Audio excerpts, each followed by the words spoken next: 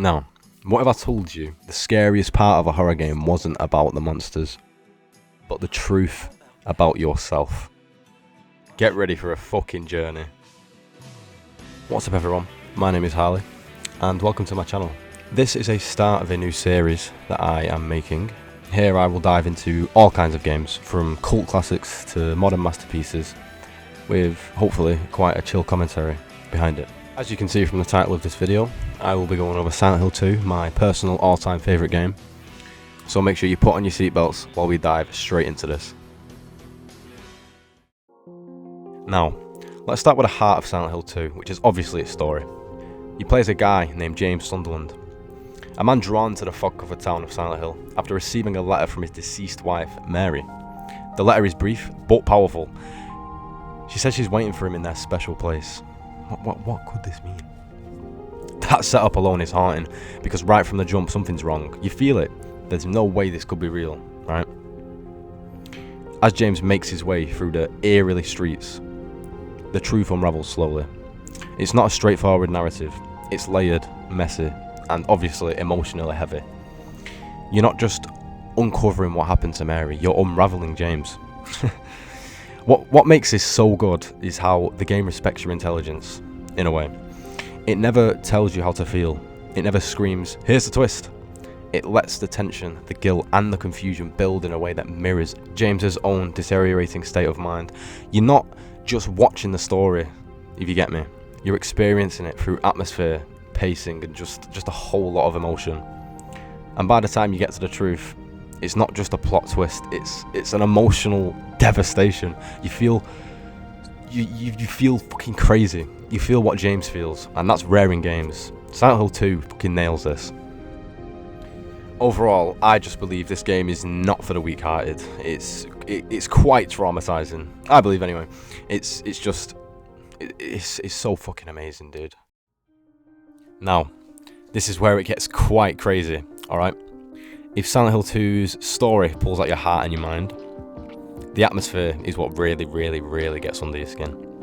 The moment you enter the town, the game establishes an oppressive, dreamlike mood. There's no map at first, there's no direction, just fucking fog. Thick, choking fog that reduces your ability to a few feet, if that. You hear sounds in the distance, static crackling, footsteps that aren't even yours, moans, and you never quite know what's beyond the mist. Now, if we're talking about the scenery, the buildings are decayed, the streets are cracked and empty, signs flicker, radios hiss, like it's just a whole lot of fucking eeriness. And it's also that quiet that when something does actually happen, it's almost jarring. The town itself feels alive, but not in a good way. Not in a good way. It's like a reflection of James's subconsciousness. There's something always shifting, always watching, always confronting him, and you with something just fucking uncomfortable. And it's not just the visuals, it's the pace. Silent Hill 2 is deliberately slow, okay? It's deliberately slow. You're encouraged to wander, to get lost, to question what's real and what isn't. The game isn't interested in quick scares, dude. It wants to build dread, to make you feel the weight of the town pressing in on you. It's an absolute masterclass in environmental storytelling, you could say. The atmosphere doesn't just support the horror, it is the horror. On that note, the atmosphere is an absolute masterpiece, and no game will ever come close to it. Now, here's something we most definitely have to talk about, which is of course the sound design. Because holy fuck, Akira delivered something absolutely unforgettable. The soundtrack is iconic, of course. Tracks like Theme of Laura, it blends sadness with tension, beauty with decay. But it's more than music, it's pure emotion. Every piece is perfectly placed to heighten what you're feeling in that moment. From haunting piano to industrial noise, every sound serves an absolute purpose. Like, it serves such a purpose in this game. But here's where Silent Hill 2 pulls ahead of so many horror games. It knows when to stop music, it knows when to go silent. Sometimes you'll be just walking through a hospital corridor or an apartment building and there's absolutely nothing but your own footsteps. and that low growing hum of static coming from your radio. That silence. It's heavy. It actually is. It is so heavy. It forces you to like anticipate the danger. Even when absolutely nothing's happening, you're still shitting yourself. You're still scared. Like, come on. That kind of psychological manipulation is fucking brilliant, man. And then when the music actually does hit, when it kicks in during like a cutscene or a boss fight, it hits so unbelievably hard because it was absolutely earned. You earned to listen to that. if that makes sense, I hope it does.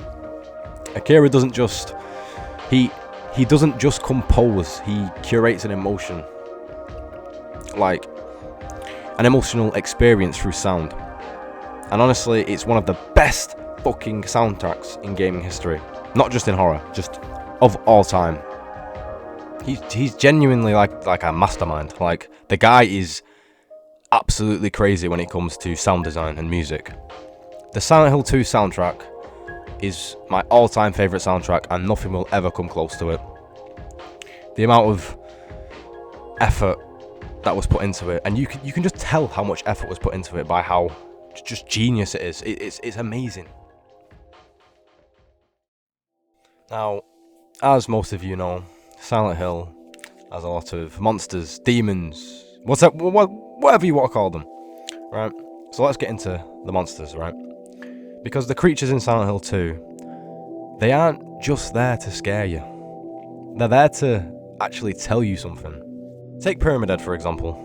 Probably one of the most recognisable horror icons in gaming, but he's not just some creepy boss character. He represents James's guilt and his need for punishment. He appears multiple times, not to kill James, but to genuinely just torment him, to remind him.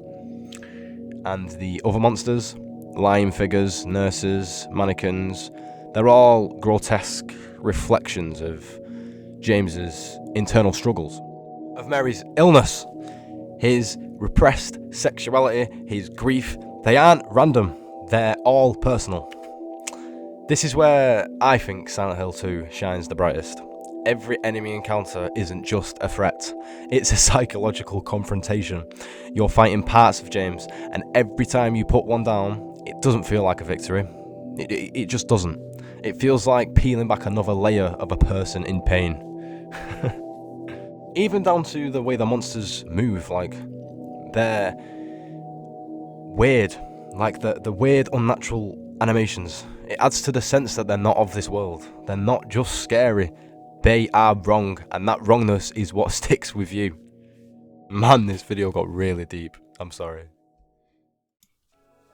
Silent Hill 2 is not just a great horror game. It's the best fucking game, period. That's my opinion. You don't have to agree with me, but that is my opinion. It's not just a horror game. It uses its mechanics, atmosphere, storytelling, and symbolism in perfect harmony to craft something deeply, deeply human. It doesn't rely on jump scares or gore to frighten you. It frightens you with fucking truth, with guilt, with silence, and with meaning. It's a story about what we bury deep down, and what happens when those things come crawling back to the surface.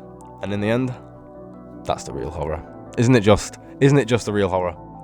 And one more thing, if this video made you remember why Silent Hill 2 is a masterpiece, just give us a like. I'd really appreciate that. If you made it to the end, drop a comment down below, let me know. And hit that subscribe button. Thank you guys so much, and I hope to see you all in the future. Bye bye.